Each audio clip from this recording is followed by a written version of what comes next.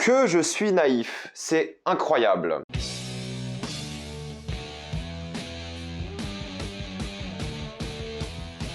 Le Seigneur des Anneaux, les Anneaux de Pouvoir, épisode 7. Contrairement à d'habitude, il n'y aura que des spoilers dans cette vidéo, donc si vous n'avez pas vu les 7 premiers épisodes du Seigneur des Anneaux, les Anneaux de Pouvoir, cette vidéo n'est pas faite pour vous. Après l'épisode de la semaine dernière, j'avais vraiment un petit peu espoir que les 2 derniers épisodes soient grandioses et je suis bête et naïf. Honnêtement, je ne devrais plus jamais rien attendre de cette série. Avant de parler de cet épisode, il faut remercier le partenaire officiel de cette vidéo que vous connaissez, CyberGhost VPN, et ses 38 millions d'utilisateurs et presque 5 sur 5 sur Trustpilot. Si vous voulez voir une série de fantasy qui ne déçoit pas en très bonne qualité, malheureusement vous ne pouvez pas aller sur OCS pour regarder House of the Dragon, mais vous devez utiliser un VPN, prendre un compte HBO Max en Roumanie par exemple, et avoir accès à la 4K HDR. Malheureusement la France ne propose pas ceci sur OCS, et vous débloquez aussi des films Disney comme Les Éternels qui est sorti il y a 1 an aux États-Unis et qui vient de sortir chez nous sur Canal+, même pas sur Disney+. Et en plus vous serez en bien plus grande sécurité sur la Wi-Fi de l'université, de l'hôtel, de la bibliothèque. N'hésitez pas à avoir un VPN. Vous pouvez partager votre compte avec 7 personnes différentes et c'est disponible sur tous vos appareils préférés. En plus de ça, en quelques clics, c'est fait, tout le monde peut l'utiliser. Vous êtes satisfait ou remboursé sous 45 jours et vous avez une assistance technique en français 24h7. Utilisez le lien dans la description et dans le commentaire épinglé afin de vous abonner à CyberGhost VPN et bénéficier de 4 mois gratuits et 85% de réduction. Foncez sur l'offre. Comme d'habitude, j'aime bien parler un peu des retours que vous m'avez fait la semaine dernière et les retours étaient assez positifs pour une fois. En gros, pour faire simple, j'ai l'impression que les gens ont bien aimé le premier épisode, moi inclus, ont bien aimé le 3e, si je dis pas de bêtises, de souvenir, ou le 4e, je sais plus, et le 6e. Et le 6e est clairement le meilleur, c'est vrai. C'est un épisode plein d'action, où l'histoire avançait pour une fois, où il y avait une intrigue, enfin, où il y avait plein d'effets spéciaux, c'est un épisode qui était vraiment impressionnant. Ça se voit que c'est leur épisode de finale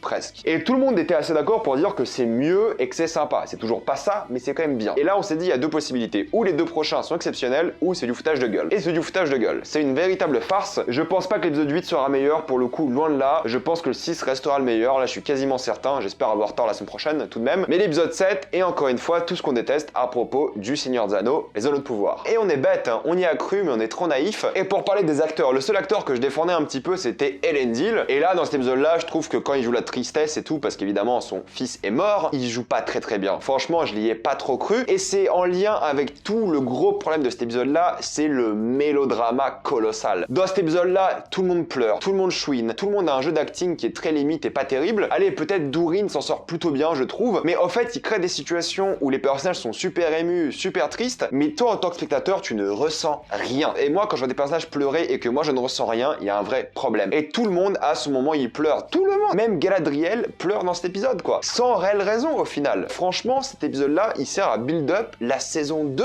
Et moi, je suis comme les personnages, je pleure, non pas parce que c'est émouvant, mais parce que la série est nulle. Ça me donne envie de pleurer, quoi. C'est terrible, c'est tragique, vraiment. Cette série-là est plus tragique que l'histoire qui se déroule. Exagération de côté, mais il ne se passe rien dans cet épisode, encore une fois. Les dialogues sont beaucoup moins beaux que le précédent épisode, il y a rien à retenir. Les relations entre les personnages sont vraiment bâclées, on en parlera après. Les effets spéciaux, et on voit quasiment rien dans cet épisode-là. On est dans des forêts qui sont pour le coup vraies, je crois, là. Ou peut-être c'est des studios plutôt bien faits. Mais globalement, je me suis senti très claustro, quoi. Je voyais le bord des décors, pour faire simple. Et ça m'emmerde un peu, parce qu'en plus, il y a une grosse référence au Seigneur des Anneaux, avec ces 2 scènes-là, et voilà, il y en a une où tu sens que c'est palpable, et l'autre, franchement, j'ai un peu du mal, quoi. C'est pas mauvais, mais c'est vrai que voilà, je sentais les décors plus qu'autre chose, et je trouve ça un peu dommage. Bon, après, les effets spéciaux, c'est le truc le moins critiquable de la série, on est d'accord, mais en même temps, la série a 500 millions de dollars, là, ou voire beaucoup plus, faut arrêter de déconner, quoi. Mais bon, pour parler un peu de choses positives en termes de mise en scène, j'aime beaucoup le début, avec justement les cendres, tout est rouge, là, tu te sens vraiment au Mordor, et ça, on va en parler après. Le rouge des cendres, le fait que c'est eu des vraies conséquences, il y a des gens qui ont perdu la vue, il y a des gens blessés, il y a des gens qui sont morts, il y a des gens qui sont faussement morts, enfin on pense qu'ils sont morts mais ils le sont pas, pas nous les spectateurs mais les personnages. Il y a un vrai tournant majeur de cet événement là en fait, et ça j'aime beaucoup qu'il y ait des conséquences, parce que pour l'instant sur 6 épisodes, il y avait 0 conséquences dans la série quoi. Donc il y a enfin des conséquences et enfin un tournant majeur dans la série. Vous allez me dire, Dieu merci, enfin on attendait que ça quoi, qu'il se passe quelque chose, et là dans cet épisode 7 on est reparti dans les problèmes de rythme. Moi c'est toujours pareil, franchement quand tu regardes une série et t'espères ne pas voir certains personnages, c'est que la série est mal foutue. Qui est content de voir Éléonore et l'étranger étrangers, quoi. Qui est content de les voir? Honnêtement, dites-le. J'aime bien le fait que l'étranger soit un peu une figure qui veut faire du bien, mais il est considéré comme un monstre et rejeté. Certes, c'est cliché, c'est l'une des choses un peu touchantes, entre guillemets, qui fonctionne plutôt bien. Mais les Hobbits, quand je les vois, les Harfoot, je les déteste. Ils me font chier terriblement et leur intrigue est pas du tout intéressante. J'espère qu'ils vont aller dans les bois tous à la fin et il y aura quelque chose avec eux, quoi. Parce que là, l'intrigue, je m'emmerde, je suis désolé. Parce que ça n'avance pas avec eux, quoi. C'est toujours la même histoire et ça tourne en rond. Et là, j'espère dans la forêt, il y aura pas forcément de l'action, mais des enjeux, des conséquences, quelque chose qui les remette un peu ces personnages en question. Parce que là, ils ont été un peu remis en question par l'étranger, mais il faut qu'ils aillent plus loin. Ils ont tout un speech sur ce que c'est les Harfoot aussi. Vraiment, j'ai passé un mauvais moment devant l'épisode, quoi. Et quand je vois leur passage, et c'était, je crois, le passage le plus long de cet épisode-là, je m'ennuie terriblement, je suis désolé. Et je sais pas vous, mais cette fois-ci, la musique m'a beaucoup fait penser à God of War. Pour le coup, alors on sait que c'est le même compositeur, on d'accord, hein, mais c'est que là, je sentais beaucoup de vibes God of War parce qu'il y a ce côté vraiment épique, grandiose, mais il se passe rien, quoi, c'est terrible. J'aime bien quand même le fait qu'il y a un truc qui est amorcé par rapport à Galadriel et Théo. Je pense que c'est une relation qui peut bien marcher. On apprend que Galadriel avait un mari, ok, why not, ça peut être intéressant, ça explique aussi pourquoi elle veut se venger, il y a son frère, son mari, tout ça, ok. Mais Théo aussi, maintenant, il a des raisons de se venger aussi, donc ça c'est intéressant et je pense que le parallèle peut être assez bien construit par rapport aux deux. Surtout qu'on sait pas réellement qui est Théo pour l'instant. Et j'aime bien cette phrase qu'il a quand Galadriel lui dit de dormir jusqu'à l'aube et il répond quelle aube, enfin il dit pas ça en anglais, il dit what light, quelle lumière, parce qu'il n'y a plus de lumière, quoi. Donc ça peut être plutôt cool et ça peut être divertissant comme relation. Il y a vraiment quelque chose à créer à ce moment-là. Le fait que la reine soit aveugle, ça crée des conséquences, pourquoi pas, et ça montre aussi sa motivation qu'il veuille revenir. Alors encore une fois, ils sont retournés à Numénor et vont revenir plus tard. Moi ça me saoule, enfin voilà, c'était une expédition, t'as l'impression a duré 2 jours, alors qu'en vrai ça a dû durer des semaines, j'imagine, mais voilà, ils ont arrêté de mettre la carte, parce que s'ils mettaient la carte, on comprendrait que c'est n'importe quoi. Et moi je trouve ça assez aberrant parce que voilà, on sait que dès maintenant les personnages peuvent se téléporter. La temporalité, on sait déjà qu'elle est complètement, excusez le mot, niquée par rapport au livre, mais en plus de ça, là, ils se téléportent presque. C'est le truc qu'on critiquait à fond dans Game of Thrones saison 8. Là, je veux voir les gens critiquer aussi parce que c'est aberrant. Après, j'avoue que moi, je m'en fous un petit peu, mais c'est vrai que ça gâche un peu l'impact du truc. Parce que tu dis, ah bah Numénor, on a besoin d'une armée, ah ils sont à côté, ça va vite. En une ellipse, ils sont là, ça va très très vite, vous inquiétez pas. Donc ça enlève ce poids de se dire que Numénor est très très loin, alors qu'en 2 épisodes, ils ont fait l'aller-retour. J'aime bien le fait que Elendil est un peu déçu d'avoir sauvé Galadriel parce que maintenant il a perdu son fils, en tout cas il le pense. Tu vois sa rage remonter un peu. On sait que Elendil deviendra l'un des plus grands rois des hommes, mais c'est intéressant de voir qu'il y a aussi un peu de rage à ce moment-là parce qu'il aimait son fils. Son fils qui est évidemment pas mort, hein, ça on le sait bien, et en plus de ça, son fils pour le coup a perdu l'un de ses amis proches, et ça encore une fois c'est cool qu'il y ait des conséquences, même si c'est un gars qu'on connaissait à peine, au moins on sait qu'il était un petit peu gentil avec Isildur, et le perdre ça montre des vraies conséquences, et j'espère qu'ils vont oser tuer plus de gens. Je dis pas qu'il faut, hein, je dis pas que c'est Game of Thrones encore une fois, mais vu comment ils osent pas dans cette série, j'aimerais qu'il y ait des conséquences à certains moments aussi, quoi. Halbrand, encore une fois, le fait qu'il soit roi, c'est extrêmement vite expédié, et j'aime pas du tout, mais soit, pourquoi pas, on verra par la suite. Au moins, Théo a une scène assez intéressante à l'infirmerie, où c'est assez gore, mine de rien, enfin un petit peu, il y a pas mal de sang, des démembrements et tout, donc c'est assez cool, et Théo qui pensait perdre sa mère, quoi. Sa mère qui n'est pas morte, à mon plus gros déplaisir, parce que je déteste ce personnage, je trouve qu'il sert vraiment à rien, il a aucune personnalité, et il est mauvais, mal écrit, quoi. Elrond, c'est assez intéressant, parce que c'est l'une des meilleures intrigues de la série, mais il motive Durin à trahir son père, et son père, évidemment, se venge, et déshérite, on va dire, Durin, en tout cas, ne le considère plus comme un digne héritier ou en tant que fils, tout simplement, donc il est forcément déçu. On explique un petit peu pourquoi le Durin, le père, ne veut pas faire ça, il explique rapidement, mais pas trop, mais on comprend pourquoi il a ses raisons, voilà, c'est assez expliqué, et je peux comprendre son point de vue, même si je peux comprendre aussi le point de vue de Durin,